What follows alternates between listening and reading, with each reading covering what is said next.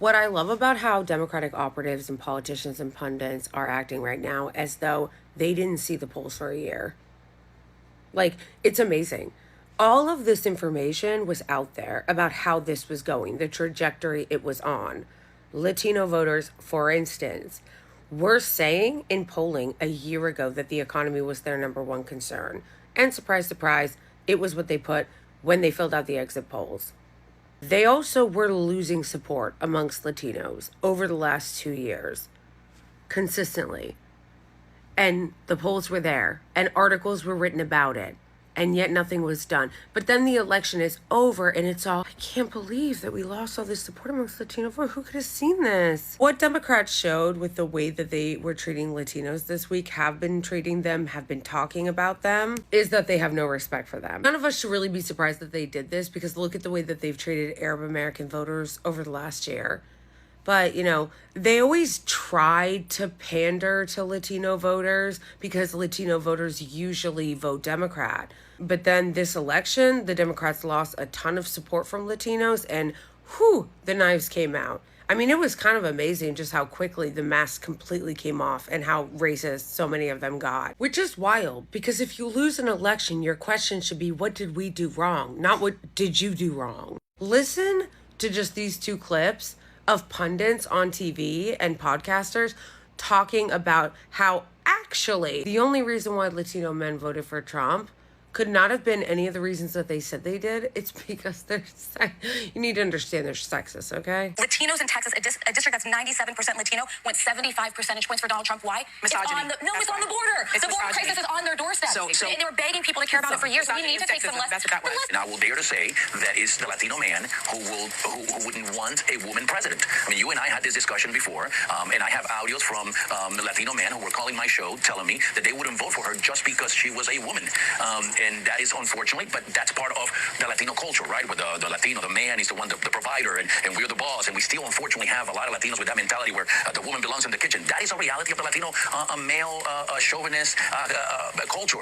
And I think that's exactly what happened. That's weird. If Latino culture is just sexist and misogynist and women in the kitchen, then why does Mexico have a woman president? I mean, obviously, all Latinos are not a monolith, although he's talking about them like they are. I also like Sunny Hostin. Like, she's talking, she's like, why did all these Texas towns vote for Trump? She's like, sexism, misogyny, sexism and misogyny. They never vote for a woman. That's why they voted for Clinton by 31 points. But shut up. I just know that there's going to be some Democratic apologist that's going to come in and be like, actually, there are a lot of sexist men in the Latino community.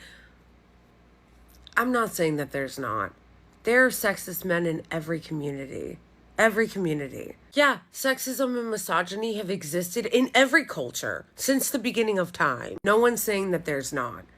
But to try to say that all across all these different Latino communities, that the only reason why that men voted for Trump over Kamala Harris is because they're all misogynists? Well, if you guys really believe that, it was pretty irresponsible for you to run a woman in the most important election of our lifetimes where democracy was at stake, wasn't it? We saw this during Bernie Sanders' campaign.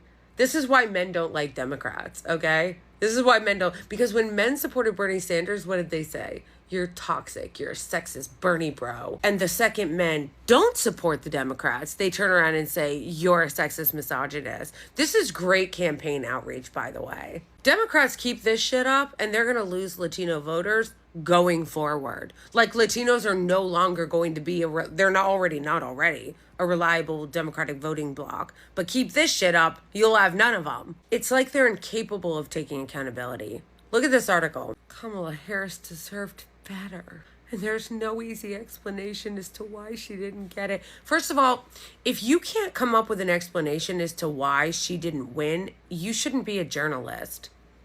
Like, why are you a writer? Why are you writing if you can't figure out any good reasons why she lost? Journalists are supposed to be adversarial to power. Like, this obsequiousness, this is embarrassing. Second of all, I'm so tired of the celebrification of politicians.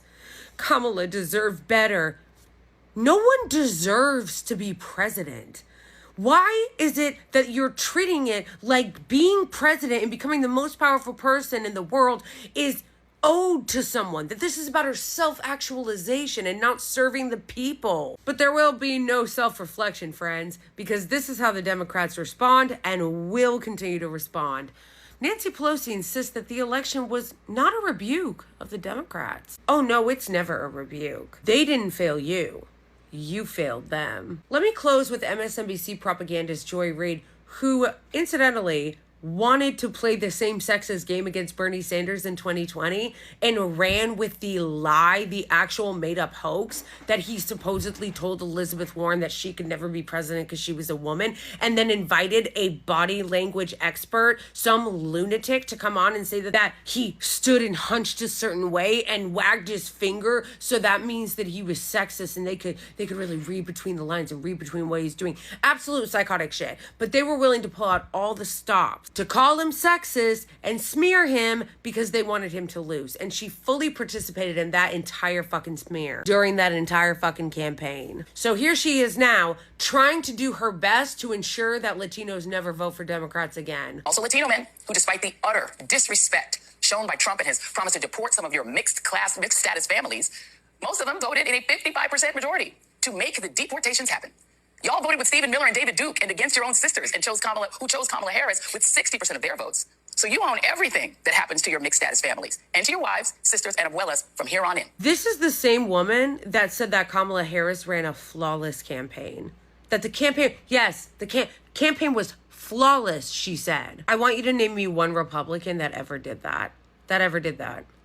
One Republican that ever wished harm on voters because they lost them. Remember, the Democrats can't fail. You only failed them. And the reason why they talk to you like this is, one, because they hate you, but also because they're entitled as fuck. They think you work for them and that you owe them your votes, when actually they owe you representation. And if they're not going to do that, you don't owe them shit.